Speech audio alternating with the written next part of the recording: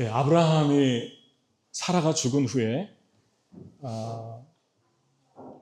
특별히 그두라라고 하는 여인과 결혼을 했습니다.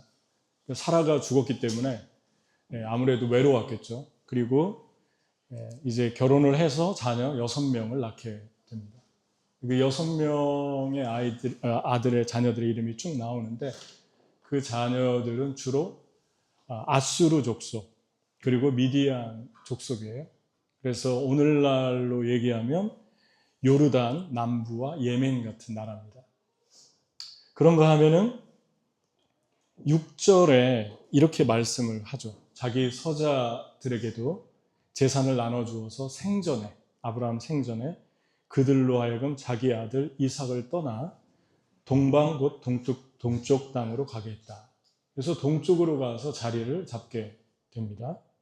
여기서 이스마엘도 그가 아주 일찍 떠났고 이 시점으로부터 한 70년 전에 떠났고 그리고 자리를 잡았는데 그 지역이 사우디, 시리아, 요르단 지금의 그쪽으로 자리를 잡은 조상이 되게 되죠.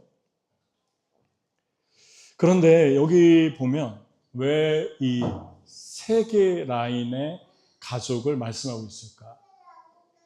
그래서 세 개의 족보를 얘기하는데 하나는 아브라함이 후처를 통해서 난 자녀들, 그리고 또 하나는 이스마엘 자손, 그 다음에 또 하나는 이삭의 자손.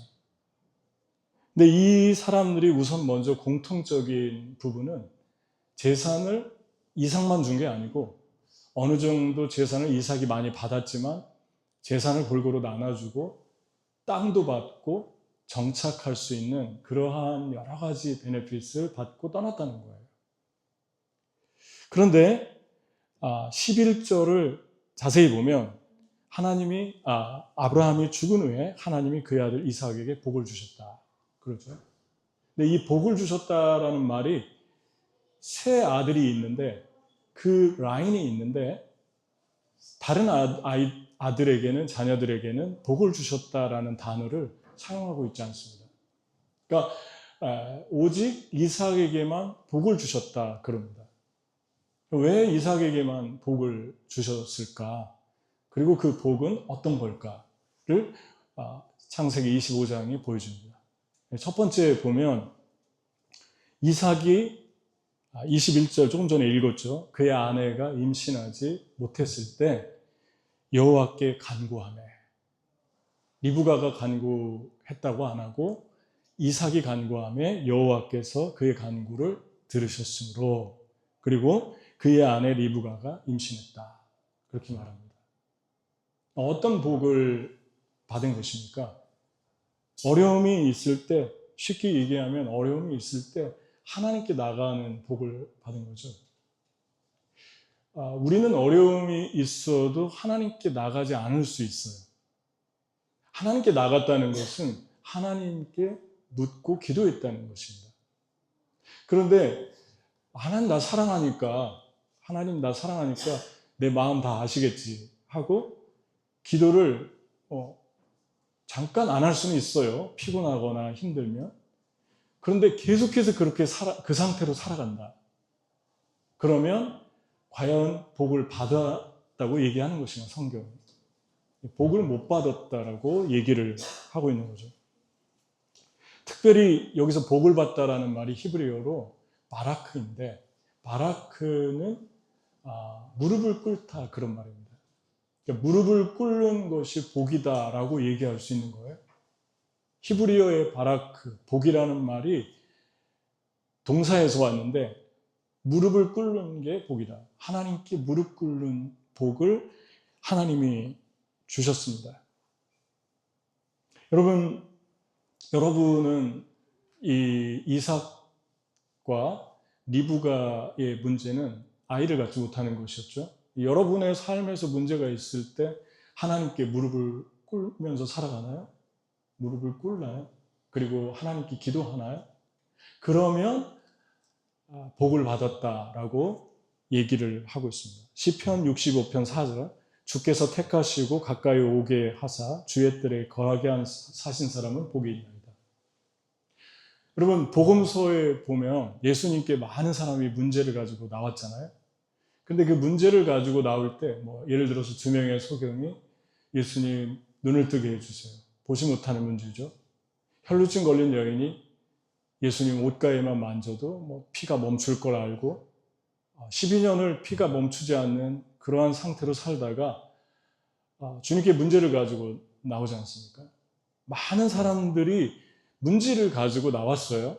그런데 여기서 한 가지 생각해 볼 거는 그 문제를 질문하고 그것에 답을 얻고 나온 게 아니었습니다. 기도를 먼저, 간구를 먼저 했고 그 뒤에 주님께서 이유를 알려주십니다. 그러니까 여러분, 한 중풍병자가 왔잖아요. 그런데 친구들이 매에서 들어갈 수 없으니까 지붕을 뚫죠. 그리고 지붕을 달아내려서 주님이 고쳐주시기 전에 내 죄가 사함받았다. 그 사람의 병은 죄와 연관이 있었어요. 모든 병이 죄와 연관이 있었다고 얘기하지 않습니다. 그러니까 지붕을 뚫고 내려와서 주님께 간절한 마음으로 나올 때 주님이 그 근본적인 원인을 알려줍니다. 많은 경우에 사람들이 나는 하나님 보면 믿겠다. 그러는데 성경은 하나님 믿으면 보인다. 그것을 얘기하고 있습니다. 내 문제를 알면 내가 기도하겠다. 왜 그런지 원인을 알면 내가 기도하겠다. 근데 성경은 말하죠. 네가 기도하면 너의 문제의 원인을 알게 될 것이다. 여러분의 삶에 문제가 있을 때 기도하고 있습니까? 주님께 나오나요?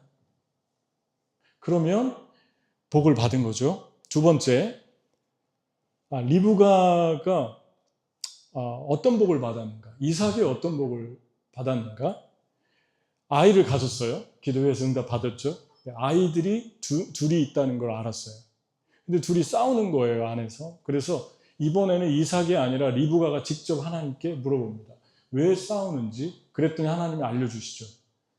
어린 자가 큰 자가 어린 자를 섬기게 될 것이다. 그 아이들은 두 개의 나라가 될 것이다. 그래서 알았어요. 그래서 에서는 먼저 나오고 동생 야곱이 두 번째 나왔는데 에서는 털이 많고 야곱은 털이 없고 아마 똑같은 일란성 쌍둥이였던 것 같아요. 근데 성장했죠. 성장해서 이제 잘 자라가고 있는데 한 가지 28절에 보면 이삭이 에서를 좋아하고 에서를 사랑하고 리브가가 야곱을 사랑했다고 기록하고 있습니다. 근데 그 이유가 기록이 되어 있어요. 근데 여기서 주목할 만한 게 이삭은 에서를 사랑한 이유가 에서가 사냥꾼이고 그 짐승을 잡아서 사냥해 와가지고 요리를 잘 만들어서 먹으니까 그게 좋아서 사랑했다고 그래요. 물론 둘 다 사랑했겠죠. 근데 더 사랑한 거예요, 에서를. 그런데 리브가는 말씀해 보면 조건이 없어요. 그냥 사랑했다고 그래요. 왜 그랬을까요? 둘 다 사랑했겠죠. 그런데 왜 리브가는 조건 없이 야곱을 사랑했을까요? 그 말씀의 원인이, 그 기록이 성경에 나오고 있습니다. 그 말씀이 27절에 있습니다.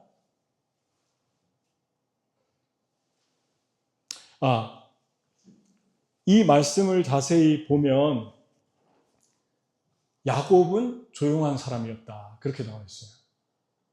그리고 에서는 사냥꾼이었다. 직업이 잘못된 게 아니죠. 근데 여기서 조용했다는 말을 영어 성경에는 그냥 a quiet man, plain man, 평범한 사람, quiet man으로 번역을 했는데 이것은 히브리어 원어를 보면은 잘된 번역이 아니에요. 야곱은 어떤 사람이었냐면 히브리어의 quiet man은 plain man은 탐이라는 단어인데 이 탐이라는 단어는 흠이 없는 순전한 그리고 하나님을 향해서 구별된 그런 삶을 살았다는 것을 그 단어가, 탐이라는 단어가 보여줍니다. 이 단어를 또 쓴 사람이, 붙인 사람이 욥입니다. 우주 땅에 욥이라는 사람이 있는데, 우스에. 그는 하나님을 경외하며 온전하고 흠이 없고 매사에 하나님 보시기에 하나님과 동행하는 경외하며 악을 떠난 사람이었다. 여기서 온전했다는 말을 욥에게 쓰는데 그게 탐이에요, 히브리어로.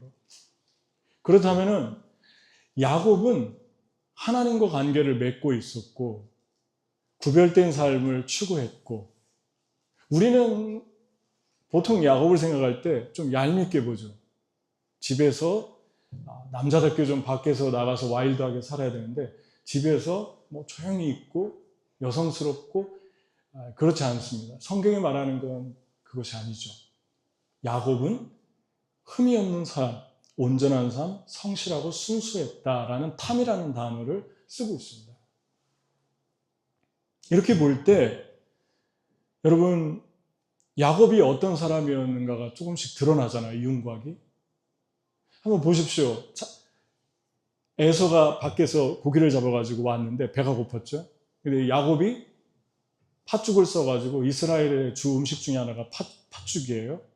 팥죽을 써가지고 형한테 주려고 하는데 형이 허겁지겁 먹으려고 합니다. 근데 야곱이 잠깐만 하고 당신의 장자권을 나에게 팔면 내가 이거 주겠다 그래요. 그래서 에서가 내가 지금 배고파 죽겠는데 이게 무슨 소용이야 하고 팔았어요. 그런데 이거에 대해서 성경이 아주 심각하게 얘기를 합니다. 에서는 나중에 눈물로 회개하고 바꿔달라고 물어달라고 다시 되돌려달라고 했지만 회개할 기회를 얻지 못했다. 그 히브리서에 기록되어 있습니다. 무엇 때문에 이렇게 심각할까요? 에서는 가볍게 여겼다 그랬어요. 34절에. 야곱이 떡과 팥죽을 에서에게 주매 에서가 먹으며 마시고 일어나 갔으니 에서가 장자의 명분을 가볍게 여겼다. 가볍게 여겼다는 것은 그냥 작게 여겼다가 아니라 despise로 나와 있죠. 영어 성경에. 경멸하고 무시했다. 여러분, 야곱의 방법이 옳지는 않습니다. 그렇지만 야곱이 왜 그 장자권을 달라고 했냐면 장자권 안에 3개가 들어있어요. 특권이. 하나는 영적인 장자로서 그 가족을 위해서 제사를 드리는 그런 일을 수행했고 하나님께 나가는. 두 번째는 재산의 3분의 1을 받았고, 세 번째는 사회적으로 어떤 일이 생겼을 때 가장 대표적인 그런 책임을 지면서 활동을 했어요. 그런데 장자권에서 가장 중요하게 생각해야 될 것이 하나가 더 있는데 이게 뭐냐면 출애굽기 민수기를 보면 첫 것을 내게 돌려라. 그 첫 것은 내 것이다. 내 소유다. 상징적인 의미를 담고 있는 거예요. 다시 말하면 하나님을 업신여긴 거예요. 하나님이 장자권을 주셨는데 에서는 하나님을 업신여겼고 야곱은 하나님에 대해서 계속 생각하고 있습니다. 아무것도 아닌 것 같은데 하나님을 생각합니다. 그리고 심각하게 비중 있게 생각합니다.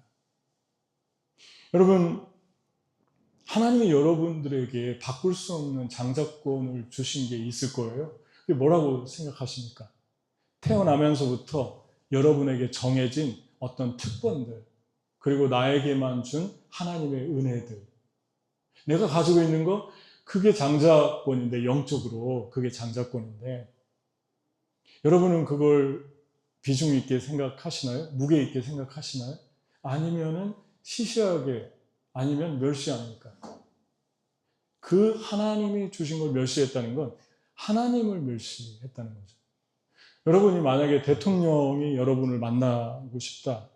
그럼 여러분 어떻게 할 것 같습니까? 준비하고 그 다음날 열심히 긴장하고 그러겠죠. 물론 대통령 안 좋아하는 분도 있을 거예요. 별로 그렇게 만나고 싶지 않은데 만나야만 하는 그런 관계도 있겠죠. 아니면 정말 여러분이 소중하게 생각하는 거 있잖아요. 여러분이 정말 존경하는데 사인을 해줬다거나 아니면 선물을 줬다거나 그런 경험이 있지 않습니까? 저희 아이들도 중고등학교 다닐 때 무슨 연예인 사인을 받아가지고 벽에다가 붙여놨어요. 대학 갈 때까지 사인을 붙여놨어요. 저는 누구 사인인지 관심도 없었고 지금도 몰라요. 근데 사인을 받아서 계속 좋아하면서 그걸 보더라고요. 여러분이 만약에 인터뷰를 하러 간다, 잡 인터뷰를 내일 하러 간다, 그럼 어떨 것 같습니까? 여러분은 그것을 가볍게 생각할 것 같습니까? 아니면 심각하게 생각할 것 같습니까? 저는 아주 심각하게 생각할 것 같아요. 여러분이 정말 가고 싶어 했던 회사, 여러분이 정말로 들어가기 원했던 회사라면 여러분은 아마 새벽같이 일어나가지고 준비하고 옷 갈아입고 어떻게 말할까? 어떤 모습을 보일까 생각하고 갈 거예요. 여러분의 삶에서 여러분이 정말로 좋아하고 존경하는 사람이면 그 사람이 준 것을 함부로 대하지 않습니다. 되게 소중하게 생각합니다. 그리고 어떤 면에 있어서는 그 사람이 보는데 보여줄 거예요. 내가 당신을 이렇게 소중하게 생각합니다. 당신이 준 거 지금도 간직하고 있습니다. 그렇지 않습니까? 제가 이번 주에 매주 금요일 날 말씀을 보내거든요. 우리 최근 간사님한테. 성경하고. 그러면 목요일 날 보낼 때도 있고 수요일 날 보낼 때도 있는데 제목하고 본문을 주면은 뭐 그걸 또 패스해서 또 이렇게 PPT를 만들고 예배팀이 그러시는 것 같은데 제목이 가볍게 여기지 말라라고 줬는데 갑자기 가볍게 여기지 않겠습니다. 그러는 거예요. 듣지도 않고. 설교를 정말 중요하게 생각하는 거예요. 근데 그 말이 되게 와닿았어요, 사실은. 되게 마음속에 자그마한 하나도 소중하게 생각하고 받아들이는 그 생각하는 것이 되게 좋았습니다. 여러분, 여러분의 삶에서 우리가 한 가지 꼭 생각해야 될 것은 리브가가 이삭이 야곱이 특히 이삭이 어떤 복을 받았냐면 두 번째 받은 복이 영적인 복을 받게 됩니다. 여러분 한번 생각해 보세요. 야곱이 장자권을 샀잖아요. 그러면 그 다음이 궁금하지 않습니까? 정말 장자의 특권을 받았나? 재산의 3분의 1을 받았나? 여러분 한번 성경 보셨습니까? 전체 읽으면서 그 다음에 나는 궁금했어요. 3분의 1을 받았나? 제사장 일은 했나? 여러분 에서의 축복을 엄마가 시켜서 야곱이 가로채가지고 도망가요. 소년 시절에 10대 삼촌집으로 터키 쪽으로 도망가는데 이스라엘에서 터키 쪽으로 도망가는데 혼자 걸어가다 베델에서 잠이 들었죠. 하나님 꿈에 나타납니다. 그래서 내가 너와 함께하고 너의 평생에 너를 도와줄 것이다. 그랬더니 야곱이 깨가지고 너무 놀라서 그렇게 얘기합니다. 만약에 하나님이 내가 가는 이 길에 옷을 주고 먹을 걸 주고 입을 걸 주고 나를 지켜주면 내가 하나님께 베델에 와서 성전을 짓고 하나님께 드릴 것이며 내 모든 소득의 10분의 1을 드릴 것이며 내 평생에 하나님을 섬기겠습니다. 세 가지를 약속했어요. 그게 뭘 보여줍니까? 도망갈 때 하나도 못 받은 거예요, 유산을. 분명히 장자권을 샀는데 하나도 못 받은 거예요. 그러면 어떤 축복이 임한 것입니까? 이 사람에게.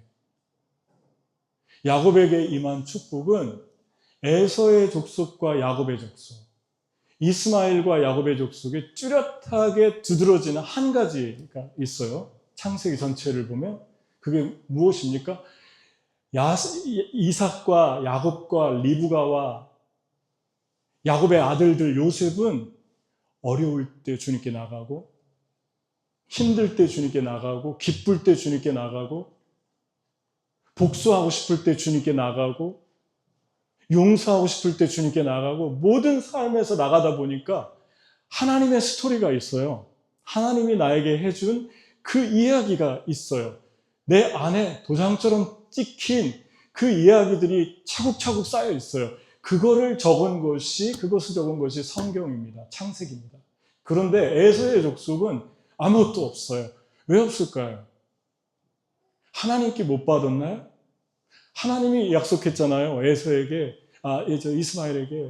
16살 엄마가 사라의 집에 쫓겨나서 광야에 있을 때 내게 12명의 아들을 주고 장대하게 축복해주고 너 민족을 이룰 것이다 그랬는데 하나님이 해주셨어요. 똑같이 그 말을 이루어주셨어요. 창세기 보면. 그런데 그들은 하나님하고 교제하지도 않고 찾지도 않고 예배하지도 않습니다. 아무런 흔적이 없어요. 하나님을 신중하게 정말 시리어스하게 하나님께 나오지도 않아요. 그런데 야곱은 주님께 나옵니다. 형 에서를 만나기 전에도 자기가 죽을 것 같으니까 약복강가에서 기도하고 씨름하고 매달리다 천사에게 환두뼈를 얻어맞아서 쩔뚝쩔뚝 거릴 정도로 하면서도 하나님께 나옵니다. 그리고 삼촌집에 가서도 계속 하나님께 기도합니다. 하나님, 삼촌이 내 품삯을 10번이나 사기를 쳤습니다. 어떡할까요? 하나님이 가르쳐 줍니다. 그래서 양을 나누고 전바기를 나누고 순색깔 있는 걸 나눠서 자기가 전바기를 가져갑니다. 하나님 가르쳐 주셨어요. 여러분 안에 하나님에 대해서 어려울 때, 기쁠 때, 문제가 있을 때 나갑니까? 그럼 여러분 복을 받았는데 어떤 복을 받은 것입니까? 아브라함이 죽은 후에 이삭에게 하나님이 복을 주셨고 영적인 복을 받은 거예요. 아멘? 그 복을 받았습니까? 받고 있습니까? 여러분, 에서는 어땠을까요? 에서는 야곱이 20년 만에 삼촌집에서 돌아올 때 군사 400명을 데리고 야곱을 죽이겠다고 쫓아옵니다. 에서의 재력을 보십시오. 에서의 파워를 보십시오. 그거 다 어디서 왔을까요? 400명을 거느릴 정도면 어마어마한 부자 아닙니까? 근데 이삭이 거부가 되었더라 그럽니다. 거부가 되었는데 장자권을 팥죽을 주고 바꾼 야곱은 거의 거짓 신세가 돼서 떠났고 그 모든 유산을 에서가 받은 거예요. 그런데 하나님께 오지 않습니다. 하나님을 찾지도 않습니다. 그게 아랍 족속으로 퍼져나갑니다. 근데 야곱은 그 어려운 상황 속에서 하나님을 찾고 예배하고 경배합니다. 이렇게 생각할 수 있어요. 그러면 하나님이 태 속에서 에서보다 야곱을 선택했다고 성경에 로마서에 나오는데 그럼 복을 받았기 때문에 하나님을 섬기게 된 것입니까? 하나님을 찾은 것입니까? 기쁠 때나 슬플 때나 하나님 찾은 것입니까? 아니면 하나님을 찾았기 때문에 복을 받은 것입니까? 좀 혼동스럽잖아요. 하나님 선택해서 은혜를 줬으니까 하나님을 찾지 않았습니까? 그런데 잘 생각해 봐야 될 게 하나님이 공평하게 땅도 줬잖아요. 동방에 사우디 쪽을 줬고 예멘 쪽을 줬고 자녀들은 그들이 더 먼저 낳고 더 많이 숫자가 금방 불어났어요. 리브가나 사라는 간신히 아기를 낳습니다. 이 당시의 최고의 파워는 씨가 번창하는 건데 그런 축복 받지 못했어요. 간신히 한 명 낳았어요. 그게 누굽니까? 에서와 야곱 2명 낳았어요. 다른 사람들이 몇 명씩 막 급속도로 이렇게 번창해 갈 때. 무엇을 성경이 말씀을 하고 있습니까? 하나님께 복을 똑같이 받고 육신적인 번영, 프로스페리티를 받아도 하나님께 나온 사람들이 이 사람들임을 보게 됩니다. 그래서 우리는 어떻게 살 것인가? 성경이 만약에 어떻게 살 것인가를 고민하지 않게 했다면 이걸 기록하지 않았겠죠.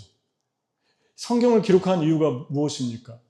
성경을 기록한 이유는 너희들도 하나님이 너희를 축복해 줄 때, 너희에게 프로스페리티, 번성함을 줄 때 하나님 떠나지 말고 하나님 붙들고 살아. 슬플 때도 하나님과 함께 걸어가고 하나님과 함께 하나님이 주신 그 스토리, 하나님이 주신 체험들, 그런 것들을 경험하며 살아라. 그 이야기를 성경에서 주기 위해서 성경을 기록한 거예요. 여러분, 첫 번째, 그럼 이렇게 살기 위해서 어떻게 해야 될까? 3가지를 얘기하다 보면, 첫 번째, 모든 일에 하나님을 생각하십시오. 하나님을 생각하지 않기 때문에 하나님이 주신 축복들을 시리어스하게 생각하지 않습니다. 가볍게 여기는 거예요. 하나님이 태어날 때부터 주셨는데, 지금의 세상에 살고 있는 분들, 여러분보다 육신적으로 보면은 더 잘되고, 더 건강하고, 더 축복이 되고, 얼마 전에 어떤 선교사님이 남아공에서 아들이 갑자기 하반신 불구가 되고, 갑자기 사고가 나고, 평생 동안 주를 위해서 어려운 오지에서 그 고생, 죽을 고생 다 하면서 그렇게 헌신하고 사는데 하나님이 지켜줘야죠. 이런 일이 일어나잖아요. 근데 그것이 저주입니까? 그것이 그렇게 안 하고 다 모든 것들이 잘 됐다고 그것만 축복입니까? 세상에는 너무나 우리보다 대단하게 잘된 사람들이 많습니다. 그런데 분명한 뚜렷한 차이점은 영적인 축복을 받지 못했어요. 하나님 똑같이 태양을 주고 공기를 주고 자연을 줘도 하나님께 오지 않잖아요. 우리는 하나님 생각합니다. 여러분 하나님 생각합니까? 여러분 아름다운 자연을 보면 하나님부터 생각납니까? 여러분 사랑하는 사람들 제일 먼저 맛있는 거 먹을 때 누구 생각납니까? 이거 내가 안 먹고 사랑하는 사람 주면 좋겠다. 나는 먹어봤으니까. 나는 이미 경험해 봤으니까 내 사랑하는 사람 줘야지, 엄마 줘야지, 내 아들 줘야지. 그러지 않습니까, 여러분? 하나님의 사랑 가운데로 나아가고 있는가? 하나님 주실 때 생각해야 돼요. 여러분, 고린도후서 10장 4절 5절, 우리의 싸우는 병기는 육체에 속한 것이 아니오 오직 하나님 앞에 견고한 전을 파하는 강력이라. 모든 이론을 파하며 하나님 아는 것을 대적하여 높아신 것을 다 파하고 모든 생각을 사로잡아 그리스도에게 복종케 하니. 이때도 하나님이 너희는 강력한 진을 파하는 능력을 가졌는데 그 강력한 진을 뭐라고 얘기했습니까? stronghold. 사단의 진이 있다. 근데 그 stronghold가 언제 깨져나가냐면 너희의 생각을 그리스도에게 사로잡아서 captive해서 포로처럼 사로잡아서 굴복시킬 때 그때 나는 너의 생각 속에 파워를 부여할 것이다. 그게 이 말씀의 가장 중요한 것입니다. 여러분 모든 이론, 하나님 대적하는 것을 다 파하겠다. 하나님 대적하고 모든 이론, 모든 논쟁, 하나님에 대한 논쟁 어디서 나옵니까? 생각에서 나오잖아요. 여러분과 제가 세상을 이길 수 있는 힘은 여러분의 저의 생각이 하나님으로부터 올 때예요. 근데 그 생각이 언제 하나님으로부터 옵니까? 하나님께 사로잡아서 굴복시키는 거예요, 내 생각을. 내 생각을 굴복시키려면 세 개밖에 없어요. 찬양하고, 말씀하고, 기도하고, 그걸 다 가지고 있는 예배밖에 없어요. 그때 여러분이 사로잡히게 되고 하나님의 생각에 붙들려서 하나님의 생각을 하기 시작하면 우리 안에 모든 거짓이 다 깨어져 나갑니다. 거짓말들이 다 파괴됩니다. 두려움의 말들, 속이는 말들, 혼동스러운 것 다 깨져나갑니다. 그것들이 깨져나갈 때 하나님께서 여러분의 삶을 어떻게 여는지, 하나님께서 여러분의 삶을 어떻게 열기 시작하는지를 보게 될 것입니다. 아멘? 뉴욕 있을 때 한국의 유명한 찬양 사역자가 거기에 찬양 집회를 하러 왔어요. 대학 사역하는 형제가. 저희 교회 잠깐 왔는데 저하고 잠깐 의자에 앉아가지고 얘기를 하는데 목사님 저희가 서울에 어디에서 어디라더라고요. 도봉산 밑에인가? 거기서 예배를 드리는데 거기 그렇게 무당집이 많고 점집이 많고 이상한 게 너무 많아요. 그런데 저희가 예배 드리면서부터 놀라운 일들이 그 주변에서 일어나기 시작한다. 그리고 그곳에 점치는 모든 집들이 떨고 떠나가고 이사가고 거기가 새로워지는 놀라운 일들이 일어나기 시작한다고. 그런 말을 제가 너무 오래돼서 거의 15년이 넘어서 제가 기억 날똥말똥한데 그런 얘기를 하셨어요. 되게 은혜스러웠어요. 여러분과 제가 여기 성수동에서 이 지하에서 아무도 보지 않는데 찬양하고 예배하니까 아무 일이 안 일어나는 것 같죠? 저는 그렇게 생각하지 않습니다. 하나님의 타임에 저와 여러분은 기도할 때마다, 여기서 찬양할 때마다 두께가 7cm, 8cm 되는 얼음을 해머로 내려치는데, 내려칠 때 우지직 하지만 그대로 있죠. 그런데 언젠가 한 곳을 집중해서 때릴 때 갈라지기 시작하는 날들이 올 것입니다. 이게 예배의 파워고 기도의 파워입니다. 이게 찬양의 능력입니다. 여러분, 하나님 앞에 여러분의 삶의 생각을 사로잡으십시오. 가만 놔두지 말고 사로잡으십시오. 말씀 앞에, 아래 굴복시키십시오. 하나님이 엄청난 은혜로 여러분의 생각을 주관하실 것입니다. 두 번째, 하나님이 나에게 준 장자를 가볍게 여기지 말아라. 히브리서 12장 16절 17절 다시 한번 읽어줄게요. 음행하는 자와 혹 한 그릇 음식을 위하여 장자의 명분을 판 에서와 같이 망령된 자가 없도록 살피라. 너희가 아는 바와 같이 그가 그 후에 축복을 이어받으려고 눈물을 흘리며 구하되 버림바가 되어 회개할 기회를 얻지 못하였느니라. 다시 말씀드리면 배고픔 때문에 장자를 판 게 아니라 하나님을 업신여겼기 때문에 장자의 직분을 판 것입니다. 배고픔이 아니라 다른 게 와도 이분은 똑같이 반응했을 거예요. 에서는. 우리는 많은 경우 상황을 얘기합니다. 배가 고팠어요. 그래서 주님을 따를 수 없었어요. 주님을 믿을 수도 없었어요. 그럴 여유도 없어요. 그런데 정말 자세히 보면 자기가 중요하게 생각하는 거에는 모든 걸 투자합니다. 돈도 투자하고 시간도 투자하고 건강도 투자하고 1순위입니다. 누가 얘기하지 않아도 그렇게 해요. 그리고 절대로 양보하지 않습니다. 바꾸지 않습니다. 여러분, 하나님에 대해서 하나님이 우리 안에 정말 무게감으로 존재하고 계시다면 배가 고파도 조금 삶이 어려워도 쉽게 막 바꾸지 않습니다. 그리고 놓지 않습니다. 그리고 바꾸지 않습니다. 중요하게 생각합니다. 여러분은 하나님을 어떻게 생각하시나요? 여러분에게 하나님은 어떤 분입니까? 중요한 분입니까?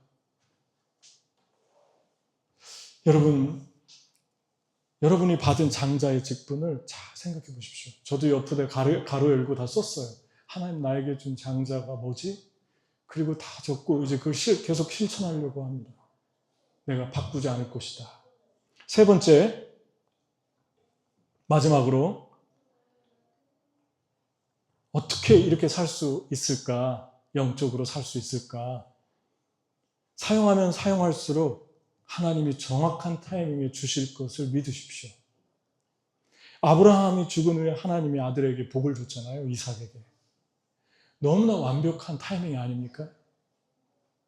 여러분, 이스라엘 백성이 광야에서 만나와 메추라기를 먹었는데 가나안 땅에 들어가서 처음 소산을 그 땅에서 음식을 만들어 먹을 때 40년 동안 내리던 만나와 메추라기가 멈추죠.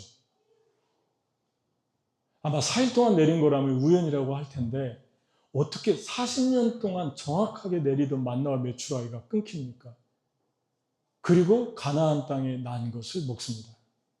하나님이 말씀해 주시는 거예요. 너희는 내가 공급하는 것으로 사니까. 너는 나를 위해서, 내가 너희에게 준 것들을 나를 위해서 너의 삶을 투자하고 너의 삶을 헌신하고 살아라. 그러면 내가 완벽한 타이밍에 너희들에게 모든 것들을 줄 것이다. 아브라함이 죽은 후에. 아브라함은 큰 산이었죠, 이삭에게. 버팀목이었고 없어서는 안 될 존재인데 그런 아버지가 죽었어요. 근데 아브라함이 죽고 나니까 하나님이 아브라함이 됩니다. 여러분, 기도해 주던 분들, 아침 저녁으로 기도해 주던 분들 떠날 수 있어요. 갑자기 하나님 데려가실 수도 있어요. 그런데 두려워하지 마세요. 하나님이 여러분을 향한 사랑, 하나님이 여러분을 향한 공급은 계속됩니다. 아멘? 전 저희 어머니가 아침 저녁으로 기도하던 분이었어요. 38에 과부가 됐고 60살 될 때까지 60에 돌아가셨는데 아침 저녁으로.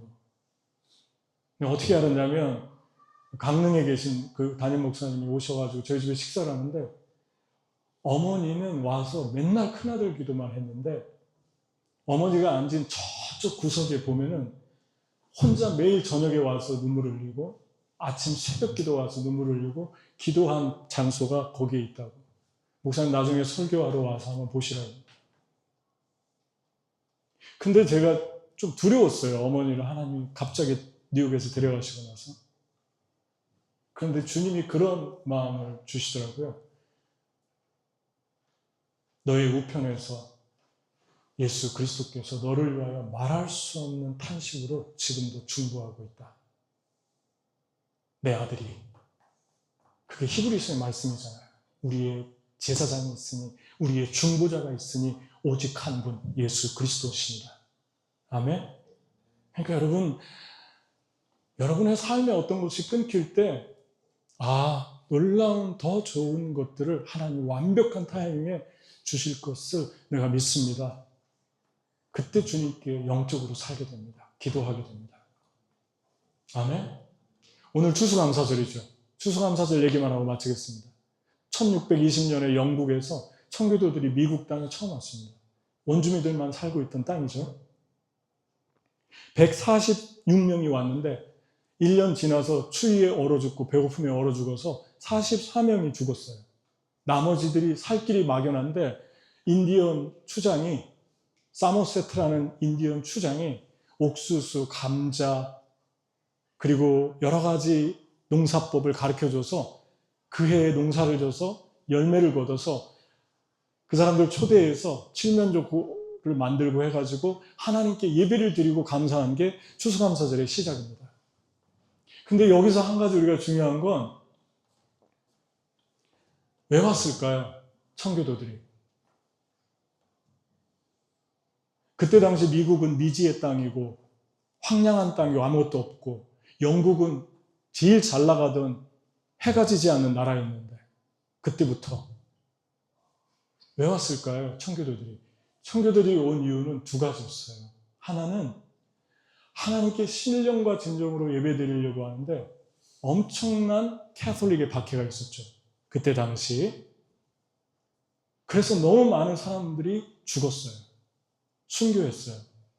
그렇지만 계속해서 저항을 하니까 나중에 영국에서 두 가지를 합쳤어요. 그러면 프로테스탄트, 개신교와 천주교를 캐톨릭을 하나로 묶어서 섞어서 만들자. 그렇게 탄생한 게 뭐죠? 성공이에요. 에피스코팔 처치. 그런데 그 성공의 예배를 드리는데 채워지지가 않는 거예요. 예배가 신령과 진정으로 드려지지가 않는 거예요. 여전히 라틴어로 얘기하니까 무슨 소린가를 못 알아듣죠. 그때 당시 성직자들도 잘 모르는데 라틴어, 헬라어, 히브리어. 그러니까 루터가 대단한 사람이었죠. 헬라어, 히브리어를 원어로 다 번역했으니까 독일어를.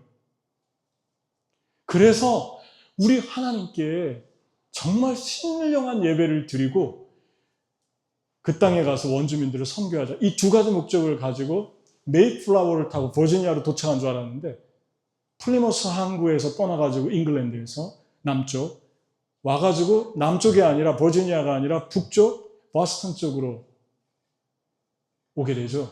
그래서 거기서 교회를 짓고 학교를 세우고 병원을 세우고 하나님의 공동체 열심히 노동하고 그게 청교도의 시작입니다. 청교도들은 정말 지금도 존경하잖아요. 노동을 신성하게 여기고 하루 종일 일하고 저녁이 되면 집에서 예배하고 하나님의 말씀대로 살고 그리고 하버드를 짓고 병원을 짓고 그게 청교도의 후예들 아닙니까? 지금 미국에 있는 아이비리그는 99%가 신학교부터 시작한 거 아시죠, 여러분? 복음 전하려고 시작한 학교가 하버드, 예일, 브라운, 닥터버스 전부 아이비리그가 복음 전하려고 부흥이 일어나서 시작했던 학교잖아요. 지금은 다 세큘러 돼가지고 예수님 바다 위 걸은 거 믿지 않습니다. 예수님 인성만 강조합니다. 도덕 교과서가 됐어요, 최근. 성경은. 윤리적으로 잘 살아. 이거예요. 내세는 없어. 이 땅이 천국이야. 여러분, 추수감사절의 유래는 우리가 하나님을 위해서 희생하고 이를 때 하나님이 그때부터 공급하고 시작한다. 이게 메시지예요. 하나님이 인디언들을 통해서 다 먹이고 살려주시잖아요. 그래서 저와 여러분이 인디언 선교한 거 아닙니까? 지금도 하고 있잖아요. 인디언들 고맙게 생각해야 돼요. 저는 그래서 시작했어요. 지금 인디언들이 최저 공급을 받는 분들이 흑인인데 흑인들보다도 더 못한 그러한 기초수급을 받고 있습니다. 그게 인디언이에요. 너무 비참하고 피폐하게 살아가고 있죠. 그죠? 응? 해운가산 갔다 왔습니까? 지난 여름에? 네. 여러분, 적용하고 마칠게요. 하나님이 여러분에게 붙들어야 할 장자의 선물. 여러분, 누구와도 바꾸지 말고 제발 무겁게 여기세요. 가볍게 여기지 마세요. 하나님이 나에게 하라고 한 걸 하면 하나님의 축복입니다. 하나님의 축복. 두 번째, 하나님께서 주신 축복에 머물지 말고 에서처럼 이스마엘처럼 받기만 하고 끝나잖아요. 보시 때 애들 수능 볼 때 나와 기도하고 끝나잖아요. 그 다음 주부터 예배 안 나오고 기도 안 하잖아요.